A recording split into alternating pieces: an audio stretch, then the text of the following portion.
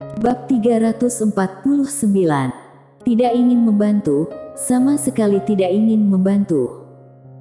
Di belakang Mileye, wanita itu menatap Mileye dengan tatapan tidak percaya, dan setelah beberapa saat, dia tiba-tiba berkata dengan marah, "Tidak mungkin. Sama sekali tidak mungkin." Sambil mengatakan itu, dia bergegas pergi ke arah Mileye. Melihat adegan ini, Mileye sedikit mengernyit. Pada saat ini, teriakan marah tiba-tiba terdengar dari kejauhan, lancang. Saat suara itu jatuh, sebuah paksaan tiba-tiba menyelimuti wanita itu, dan dalam sekejap, wanita itu terpaksa berhenti di tempat. Pada saat ini, seorang orang tua muncul di atas panggung bundar.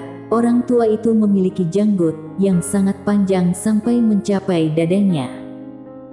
Orang tua itu melirik wanita itu dengan dingin. "Ini adalah tempat ujian Akademi Dao. Dari mana ini merupakan tempat bagimu untuk bertindak dengan sembarangan?" Wanita itu melirik orang tua itu, sedikit merasa takut, dan segera memberi hormat yang dalam. "Aku memberi salam pada mentor." Orang tua itu mengabaikan wanita itu dan menatap Mileye tidak jauh. Dia melirik Mileye dan bertanya, "Apakah kamu adalah kultivator pedang?" Mileye sedikit membungkuk, "Tepat sekali." Orang tua itu bertanya lagi, "Kaisar pedang?" Mileye ragu-ragu, lalu mengangguk. Menurutnya, lebih baik jangan mengungkapkan semua rahasianya. Mendengar ini, tiba-tiba terdapat hembusan udara dingin di tempat ini. Kaisar pedang. Kaisar pedang yang masih muda, bahkan di kota Daoi ini, meski bukan yang teratas, tapi masih sudah termasuk sangat hebat. Apalagi kekuatan tempur kultivator pedang seringkali sangat kuat. Mendengar kata-kata Mileye, orang tua itu sedikit mengangguk. Kaisar pedang, yang berusia kurang dari 20 tahun, dan yang telah mencapai alam Arhon sejati, kamu dapat dianggap lulus. Kamu ikuti aku. Setelah berbicara, dia hendak pergi dengan Mileye, dan pada saat ini, wanita yang tidak jauh darinya tiba-tiba berkata, "Mentor, aku juga ingin menguji." Mentor Feng memandang wanita itu, "Kalau begitu mulailah." Wanita itu buru-buru berjalan ke depan kolom uji, tangannya terlipat di depan perutnya, dan aliran udara tak terlihat menyebar dari tubuhnya. Saat berikutnya, dia berteriak dengan lembut dan membanting telapak tangannya ke kolom uji. Untuk sesaat, kolom uji sedikit bergetar. Segera, di bawah tatapan semua orang, segmen manusia dari kolom uji menyala, dan setelah itu, segmen tanah juga menyala, tetapi kemudian padam segera setelahnya. Melihat adegan ini, wajah pucat wanita itu tiba-tiba menunjukkan senyum. Dia dengan cepat berdiri di samping, kemudian menatap mentornya. Mentor Feng sedikit merenung, lalu berkata, "Ikutlah denganku." Mendengar ini, senyum di wajah wanita itu tiba-tiba menjadi lebih cerah. Pada saat ini, seorang pria tiba-tiba melangkah ke atas panggung bundar. Pria itu berusia sekitar 20 tahun, mengenakan pakaian orang biasa, dengan sepasang sepatu besi di kakinya. Setiap langkah yang dia ambil, akan menimbulkan suara yang keras. Pria itu berjalan langsung ke depan kolom uji dan melemparkan pukulan. Dalam sekejap, bagian atas seluruh kolom uji langsung menyala. Segmen langit. Melihat pemandangan ini, semua orang terkejut dan menatap pria berbaju polos dengan rasa ingin tahu di mata mereka. Ada juga sedikit keterkejutan di dalam mata sang mentor.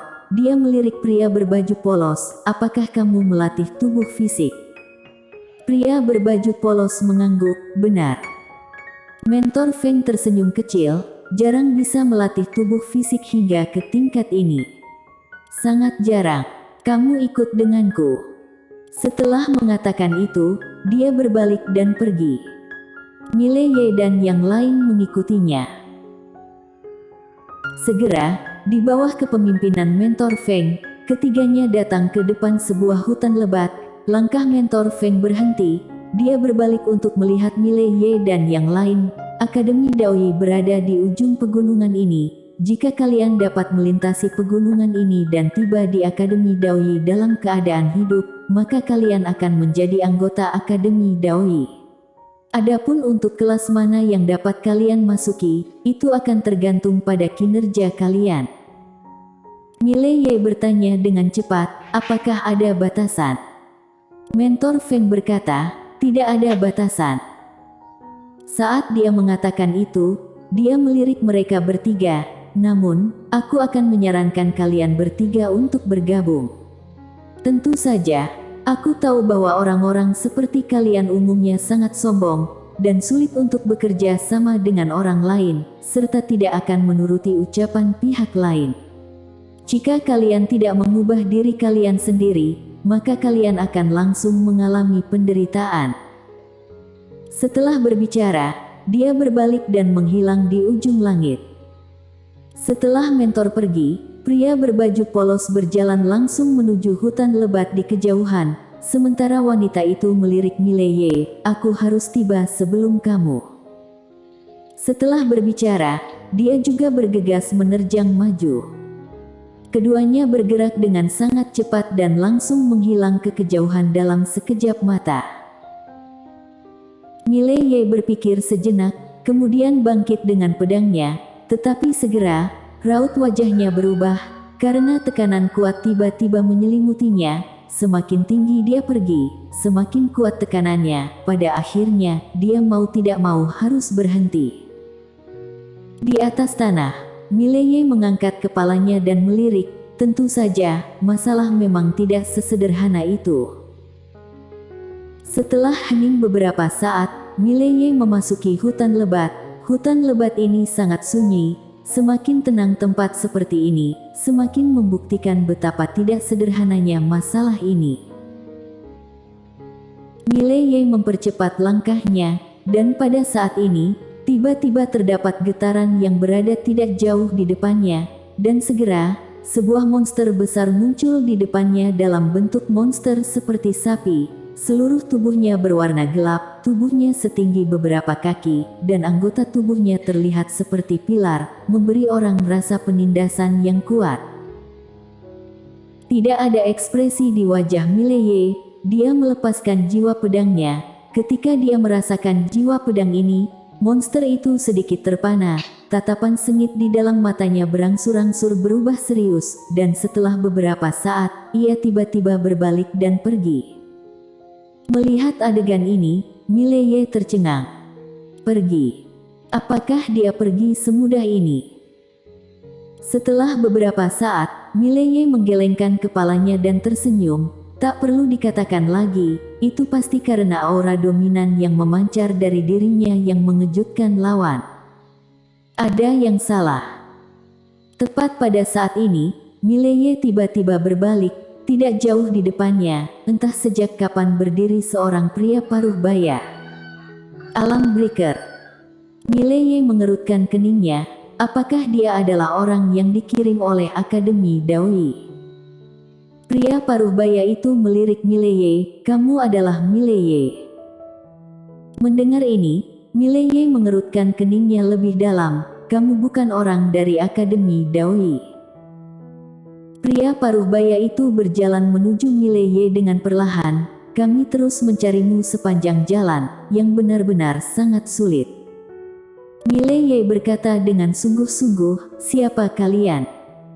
Pria paruh baya itu berkata dengan suara rendah, kamu tidak perlu tahu tentang ini, serahkan menara itu. Dengan itu aku akan mengampunimu. Menara penjara alam. Hati Mile Ye menegang, kamu datang ke sini demi menara itu. Pria paruh baya itu berhenti dan berkata sambil tersenyum, menara ini adalah sebuah harta karun, dan ini adalah bencana yang akan menghampirimu, aku ini sedang membantumu. Mile Ye berkata dengan sungguh-sungguh, apakah kamu akan melepaskanku jika aku memberimu menara ini? Pria paruh baya itu mengangguk, tentu saja, yang kuinginkan adalah menara, bukan nyawamu. Mileye berpikir sejenak, lalu berkata, "Di sini adalah Akademi Daoi, apa kalian tidak takut memprovokasi Akademi Daoi?" Pria paruh baya itu tersenyum dan berkata, "Ini hanyalah di pinggiran Akademi Daoi, dan coba kamu lihat sekeliling." Mileye menoleh dan melihat sekeliling. Pada saat ini dia menemukan bahwa tempat yang berjarak lebih dari 10 meter darinya dan pria paruh baya itu kabur, seolah-olah terhalang oleh sesuatu. Pria paruh baya itu menatap langsung ke arah Mileye, "Apakah kamu masih ingin melawan?" Mileye menggelengkan kepalanya, "Tidak ada perlawanan." Pria paruh baya itu tersenyum dan berkata, "Kalau begitu serahkan." Mileye mengangguk dan hendak berbicara. Pada saat ini, pria paruh baya itu tiba-tiba menghilang di tempatnya. Ketika dia muncul kembali, dia sudah berada di depan Mileye. Pada saat yang sama, telapak tangannya berada di atas puncak kepala Mileye. Reaksi Mileye sangat cepat. Dia menghentakkan kaki kanannya dan mundur beberapa kaki. Namun, telapak tangan pria paruh baya itu masih berada di atas kepalanya. Mileye kaget dan tidak mundur lagi. Sebuah ciwa pedang tersapu keluar dari tubuhnya. Seiringan dengan suara teredam, Mileye mundur lagi dan lagi. Dia mundur lebih dari 10 kaki. Di kejauhan, pria paruh baya itu melirik Mileye, "Kekuatanmu bagus juga." Setelah suara itu jatuh, tangan kanannya perlahan-lahan mengepal. Dalam sekejap, ruang hampa di bagian tangan kanannya langsung retak, kemudian energi gelap berkumpul ke arah tangan kanannya, dan saat berikutnya, dia tiba-tiba melesat ke arah Mileye. Kemanapun dia lewat, ruang hampa di sekitar tangan kanannya mulai retak inci demi inci. Tidak jauh, tidak ada ekspresi di wajah Mileye. Pikirannya bergerak sedikit, dan dalam sekejap, pedang ilusi muncul di depannya. Pedang ruang hampa. Mileye memegang pedang di tangan kanannya dan menikamnya ke depan. Jurus satu pedang menentukan hidup dan mati. Mileye mengeluarkan satu jurus. Sebuah sosok terbang. Sosok ini adalah pria paruh baya. Setelah pria paruh baya terbang lebih dari 30 kaki, dia menepuk tangan kirinya ke belakang dan berhenti dengan meminjam kekuatan ruang hampa. Pada saat ini, tangan kanannya telah menghilang. Pria paruh baya itu memandang Mileye dengan ekspresi yang sangat serius. "Untungnya aku tidak meremehkanmu, jika tidak, pedang barusan akan membunuhku." Mileye berjalan perlahan menuju pria paruh baya sambil memegang pedang. "Siapa sebenarnya kamu?" Pria paruh baya itu hendak berbicara ketika Mileye tiba-tiba menghilang di tempat. Melihat adegan ini, raut wajah pria paruh baya itu berubah drastis. Dia segera menggerakkan telapak tangannya ke depan. Serangan ini merobek ruang hampa di depannya secara langsung. Kemudian kekuatan yang kuat menyatu ke arah tangan kirinya dari ruang hampa, kemudian keluar dari telapak tangan. Dan pada saat ini, pedang Mileye tiba. Kekuatan yang dilepaskan oleh tangan kiri pria paruh baya itu langsung hancur, dan pada saat yang sama, seluruh tangan kirinya berubah menjadi ketiadaan. Pria paruh baya itu hendak mundur ketika pedang Mileye tiba-tiba menyentuh dahinya. Pria paruh baya itu menatap Mileye, "Tidak disangka kamu adalah seorang dewa pedang." "Kamu." Pada saat ini, pedang Mileye tiba-tiba menusuk ke depan. Pedang itu langsung menembus dahi pria paruh baya itu.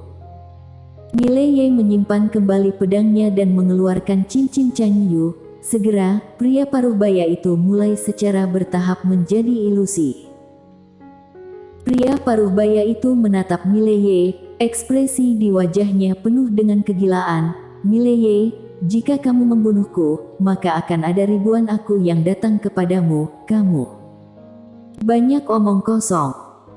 Mileye tiba-tiba menebas pedangnya, dan kepala pria paruh baya itu langsung terbang keluar. Segera, cincin Chang Yu Mileye menyerap pria paruh baya itu, dan penghalang tak terlihat di sekelilingnya menghilang. Mileye menyimpan cincin penyimpanan pria paruh baya. Di dalam cincin penyimpanan terdapat 2 senjata spiritual alam langit, dan juga 30.000 kristal murni ungu. Dia mendapatkan keuntungan. Mileye merasa sangat senang di dalam hatinya, dan segera dia berjalan ke kejauhan.